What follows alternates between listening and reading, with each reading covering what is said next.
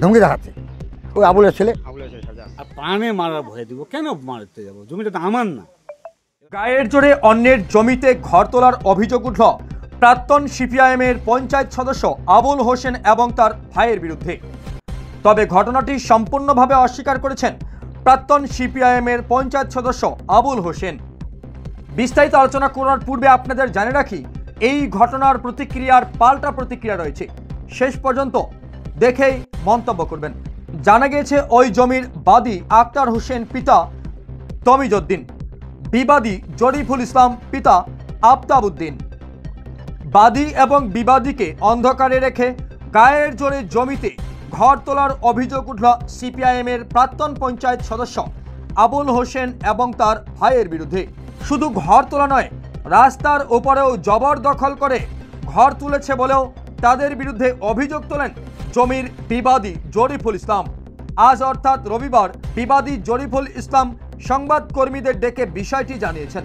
তিনি জানিয়েছেন আবুল হোসেন এবং তার ভাই উভয়ে জমির বিবাদী বা বাদী কোনো কিছুই নয়। আরও জানা যায় ওই জমিতে 2002 সাল থেকে কোর্ট কেস চলছে। কোর্টের অর্ডার এখনো পর্যন্ত আসেনি। অর্থাৎ ওই জমিতে যদি কোর্টের কোনো রকম অর্ডার আসে, হয় মালিক হবে বাদী অথবা বিবাদী, কিন্তু থার্ড পার্সন কোনো ব্যক্তি কি ওই জমির মালিক হতে পারে? তাহলে তারা ঘর তুলতে গেল কেন? পাশাপাশি তিনি আরও জানিয়েছেন গায়ের জোরে জবরদখলের পাশাপাশি প্রাণে মারার হুমকি দিচ্ছে বলেও অভিযোগ সিপিআইএমের প্রাক্তন পঞ্চায়েত সদস্যের ছেলে এবং অন্যান্যদের বিরুদ্ধে। এ ঘটনায় তিনি আতঙ্কগ্রস্ত। প্রসঙ্গক্রমে উঠে আসে দাসপাড়া গ্রাম পঞ্চায়েত এলাকার পেপাগাঁও গ্রামের সেই জমি বিবাদের কথা। মাত্র 3 কাঠা জমির জন্য দুপক্ষের 2টি প্রাণ গিয়েছে। মানুষ কবে শুধরাবে? সেই ঘটনাগুলো দেখেই কি মানুষ শিক্ষা নিতে পারে না? তবে এই ঘটনার পাল্টা প্রতিক্রিয়া দিতে গিয়ে প্রাক্তন পঞ্চায়েত সদস্য আবুল হোসেন জানিয়েছেন সবকিছুই মিথ্যে কথা। আমরা গায়ের জোরে বা প্রাণে মারার চেষ্টা করব কেন? আমরা এ ধরনের কোনো ঘটনার সঙ্গে যুক্ত থাকতে পারি না। পাশাপাশি তিনি জানিয়েছেন আমরা জানি ওই জমিটা আমাদের নয়, কিন্তু আমরা এটাও বলছি যে ওই জমিতে কোর্টের অর্ডারে যে মালিক হবে তার কাছ থেকে আমরা কিনে নিতে চাইব। যদি সে বিক্রি না করে তাহলে আমরা ফিরিয়ে দিতে বাধ্য থাকব। তবে সাধারণ মহলের প্রশ্ন, কোনো জমিতে যদি কোর্ট কেস করে থাকে এবং সেই জমিতে বাদী বা বিবাদী কেউ পৌঁছাতে না পারে, তাহলে থার্ড পার্সন কোনো ব্যক্তি কি মালিক বা সেই জমিতে দখলদারিত্ব করতে পারে? এ কোন সংবিধানে লেখা রয়েছে? কইছি থানা যখন করলাম তো থানাওয়ালা আসে ইনকোয়ারি করলো 3390 3391 আর রাস্তার জন্য। তখন 2 পার্টিকে ডাকলো, ইনকোয়ারি করে ডাকবার পরে পঞ্চায়েত মেম্বার হালু ও দায়িত্ব নিল আমি রাস্তাটা লিখলাই দেবো।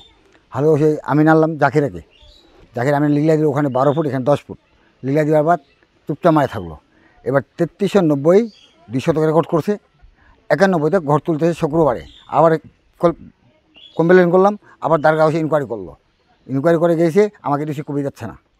কে ঘর তুলেছে? আমি কিন্তু আরিসের মালিক ফয়জুল ঘর তুলেছে। আর রাস্তার কি সমস্যা বলছে? রাস্তা আমার সরকারি রাস্তা, আমার নেপথ্যে আছে, আমার সিএজত আছে, আরিসত আছে, রাস্তাটা আমার বন্ধ করে রাখছে।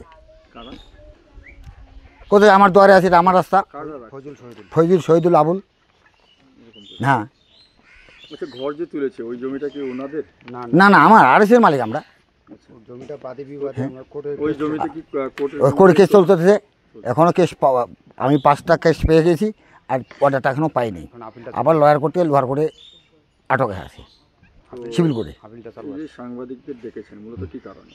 ডাকছি আমার রাস্তার ওপর জন্য, আমার সরকারি রাস্তা ঘরটার জন্য। তো 3391 টাকা ঘর তুললো। ওর তো কিন্তু পেপার না, পেপার আমি আরএসের মালিক। পুলিশ কি বলেছে? পুলিশ বলছে কেন ঘরটা তুলতেছেন? যখন কোর্ট অর্ডার করবে তখন ডিসিবি আনি ঘর ভাঙিয়ে দিবে। 10 তলা বিল্ডিং 2 ঘন্টা টাইম দিবে, আপনাকে জিনিস লিখলে পারবে না, ওটাও ভাঙিয়ে দিবে। পুলিশ আসে, ওটা ধমকে দিয়েছে। ঘরটা মূলত কিসের? ঘরটা প্লটিংয়ের, আপাতত প্লটিংয়ের। অথচ টম্বু টাঙ্গা ছিল প্লটিংয়ের। আর গ্রাম মাসে ডাকে বলছে আমার কি ঘরটা ছিল না? গ্রাম মাসে ডাকে বলছে আমার এই ঘরটা তো ঘর তুললে কি জমি হয়ে গেল? আমার তো পেপার আছে। ওখানে কতটা জমি আছে মোট? ওখানে 4 শতক, যেখানে ঘর তুলছি 91, আর 90-তে 3 শতক। কি চাইছেন আপনি? হ্যাঁ, কি চাইছেন? ঘর সহায়তা বলছি। কেন আমার কেস চলছে তখন, তো আমার জমিতে কেন ঘর তুলবে? ওখানে সুযোগ নেবে, ও সুযোগ নিতেছে। কেসটা কার সঙ্গে চলছে? এই তাজিমুদ্দিনের সাথে। তাজিমউদ্দিন এবং আপনার নাম? আমার দাদার নাম আসমত আলী, আমার নাম জরিফুল ইসলাম। আপনাদের মধ্যে কেস চলছে। হুম। যে ঘর তুলেছেন হ্যাঁ, এই কোনো আমার কোনো সম্পর্ক না। কোনো কিছু না? না, দুই পার্টির সাথে সম্পর্ক না। তাজিমুদ্দিন বা আক্তার ও জানবে, আর আসমত আর জরিফুল জানবে, ওর কোনো পেপার নাই তো। থার্ড পার্টি, ও সুযোগ নিতেছে। আমাদের থেকে মনে হচ্ছে যে গায়ের জোরে করে গাড়ি জোরে করছে, গাড়ি জোরে করছে। এটা হলো গায়ের জোর। বাধা দিতে যাই আমাদেরকে মারতে হ্যাঁ, যায়, আমাকে মার্ডার করতে চাচ্ছে, হুমকি দেখাচ্ছে। ধমকি দেখাচ্ছে। ওই আবুলের ছেলে আবুল হোসেন, শাহজাহান, শাহজাহান, মোস্তফা, ওদের পরিবার, শহীদুল ওদের তেবাঘাতে মরল 2 জন। কোনো কি হতে সে বুঝবে কোর্ট। তোর কথা আমাকে কোনো সময় মারে দে। কোর্টে কেস চলাকালীন তো আপনি কি আতঙ্কগ্রস্ত যে এরকম ঝামেলাও হতে পারে এখানে? বলা যায় না, আতঙ্কগ্রস্ত বলা যায় না। কিন্তু কোন সময় আমাকে মারতে চায় সেটাও বলা যায় না। পুলিশ কেন? বিষয়টা এটা জানিয়েছেন? হ্যাঁ, হ্যাঁ, পুলিশেও জানিয়েছি, পুলিশেও জানিয়েছি, কিন্তু পুলিশ কিন্তু রিসিভ কপি দিয়ে আসে না, জানেন। দেয় না। আপনার নাম বলবেন? আমার নাম জরিফুল ইসলাম।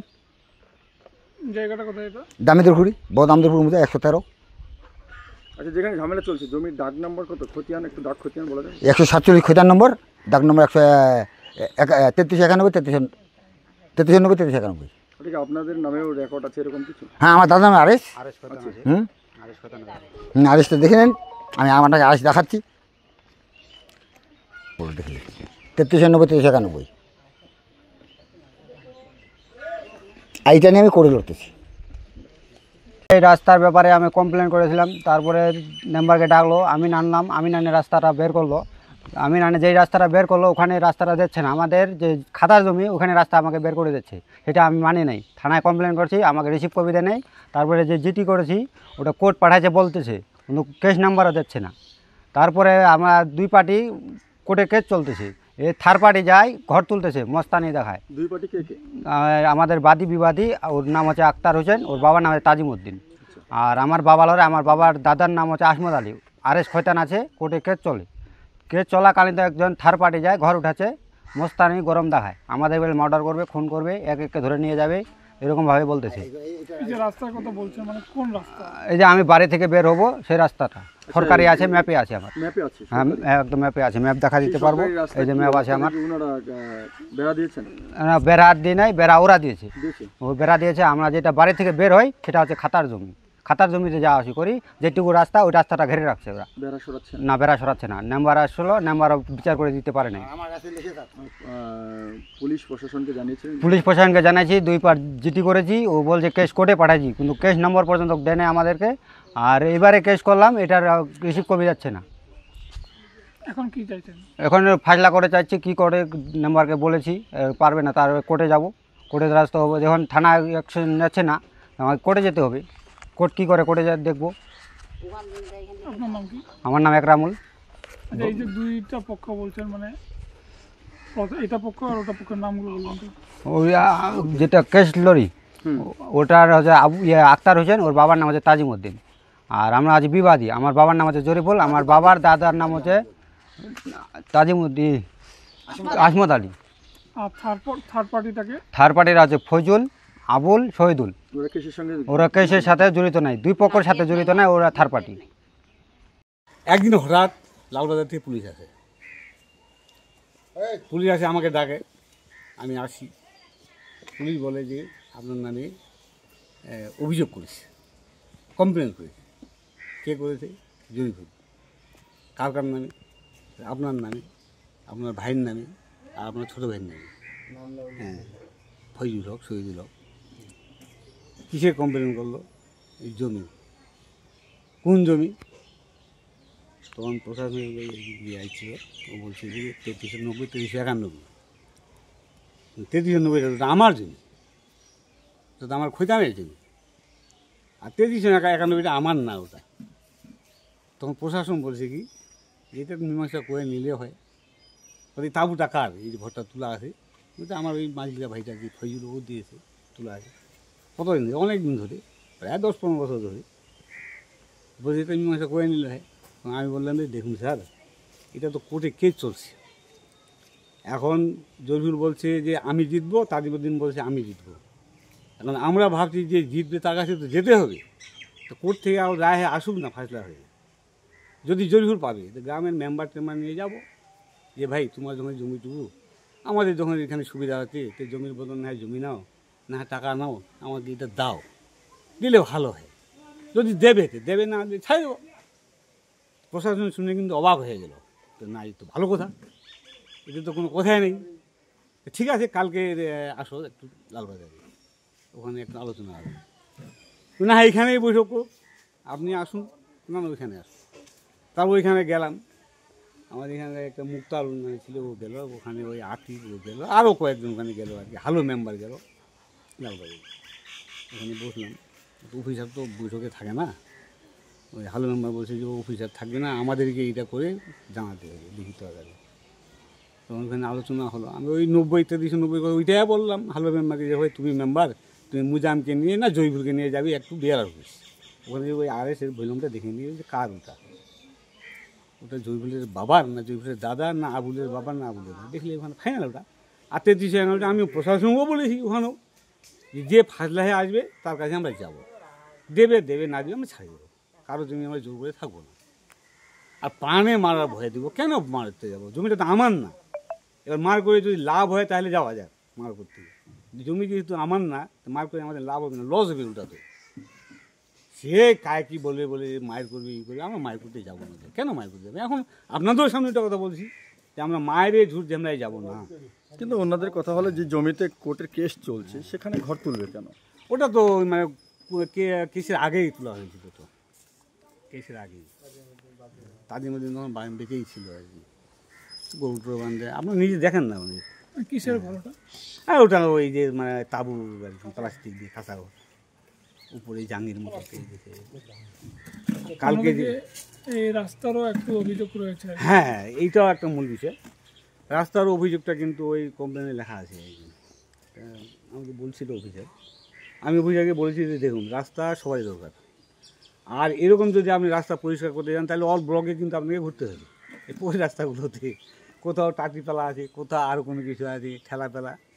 তাই যাক, রাস্তা খুবই দরকার, রাস্তা না হলে মানুষ চলতে পারে না, বিয়ে সাথে মুক্ত। তো ব্যাপারটা হয়েছে কি স্যার, ওদিকে ওই যে সবরাতুর বাড়িটা আছে, ওদিকে কিন্তু রাস্তা নেই। ওরা বলে যে এটা আমাদের খুঁজে নেয় জমি, আর ওখান থেকে এদিকে পথ একটু আছে, একটু ঠেলাবেলা হয়েছে। তো এবার আমরা বলছি যে ওদিকে তো আমাদেরকে যেতে হয়, আবার অফিসার থেকে আমি নিয়ে গেলাম কিন্তু ওইদিকে, তারা ওই ওর উত্তর পাশে আর কি, দেখালাম যে এই জমিগুলো যে আবাদগুলো এগুলো আমাদের, আর যেগুলো পতির জমি আছে এগুলো কেসে চলছে আর কি পতি। তখন এইখান থেকে যদি একটু পরিষ্কার হয় তাহলে ভালো হয়, আমাদেরও সুবিধা হবে, ওদিকে ওরও সুবিধা হবে। মানে আপনারাও পরিষ্কার চাইছেন? হ্যাঁ, তো প্রশাসন বললো যে ঠিক আছে, গ্রামের মেম্বার টেম্বার ডেকে ঢুকে তারপর আমাকে এটা একটা করে নেবো আর কি। তো ওই বিষয়টা কিন্তু ওই থানায় আলোচনা হয়েছিল আর কি। তো ওখানে ওরা বললো যে হ্যাঁ আমরা আমি নামবো।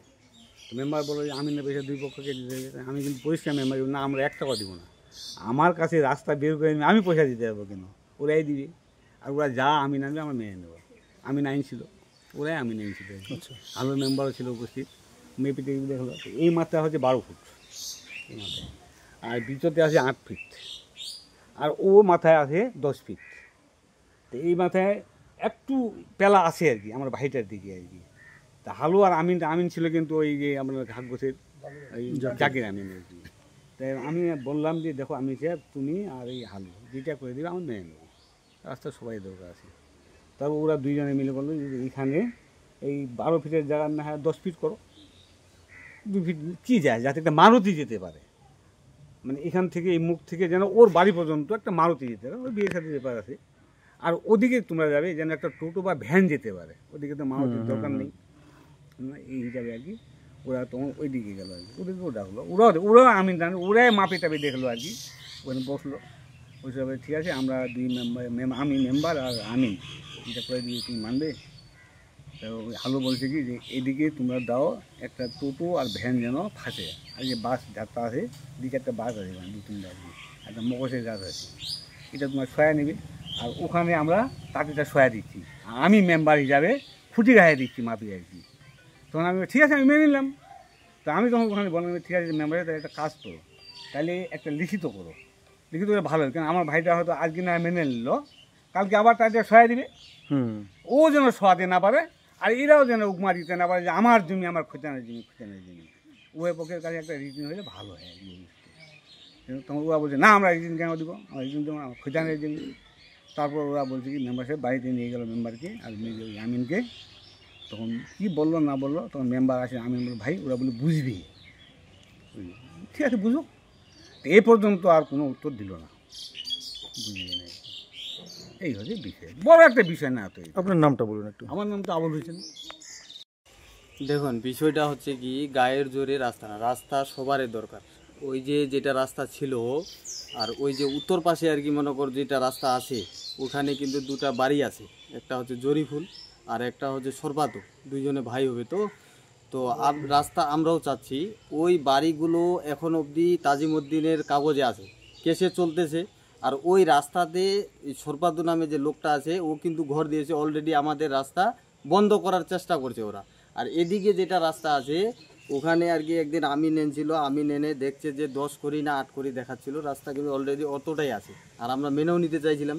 তো ওই ঘরটা না সরা পর্যন্ত এদিকে রাস্তা তো ক্লিয়ারে আছে, ওটা রাস্তা আগে সরাবে, তারপরে এদিকে ক্লিয়ার হবে রাস্তা, তাহলে দুই পক্ষেরই সমস্যার সমাধান হবে। আর ওরা যে মিথ্যা কথা বলছে যে গায়ের জোর টাইপ, এগুলো কিচ্ছু না, আমরা গায়ের জোর দেখাই। আপনার নাম? আমার নাম শাহজাহান আলম।